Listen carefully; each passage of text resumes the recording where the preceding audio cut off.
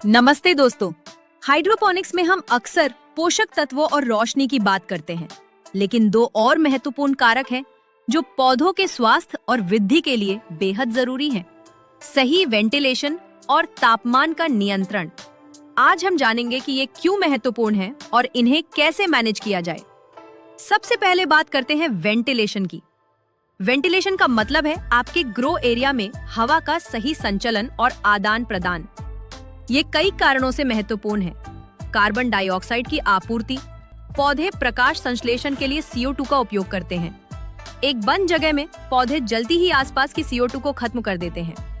उचित वेंटिलेशन ताजी हवा और पर्याप्त CO2 की लगातार आपूर्ति सुनिश्चित करता है, जिससे पौधों को भोजन बनाने में मदद मिलती है।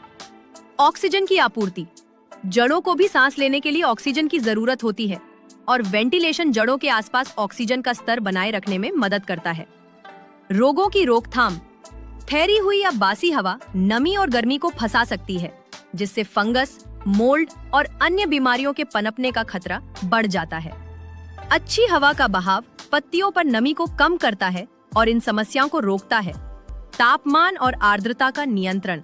वेंटिलेशन गर्म, नमी वाली हवा को बाहर निकालकर तापमान और आर्द्रता को नियंत्रित करने में मदद करता है, खासकर जब ग्रो लाइट्स चल रही हों।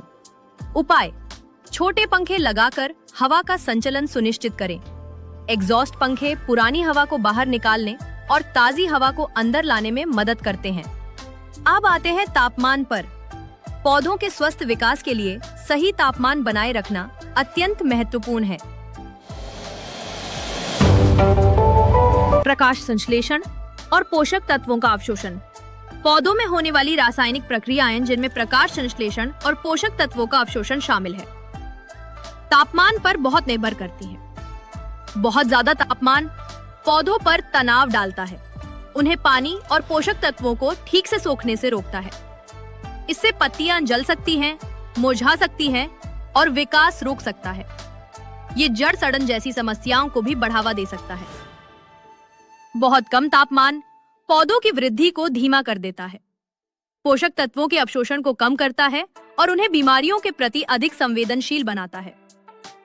आदर्श तापमान रेंज।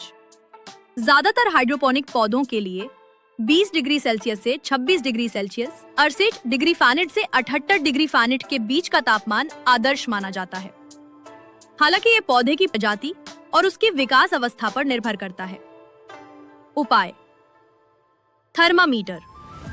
अपने ग्रो एरिया में तापमान की नियमित निगरानी के लिए एक थर्मामीटर का उपयोग करें।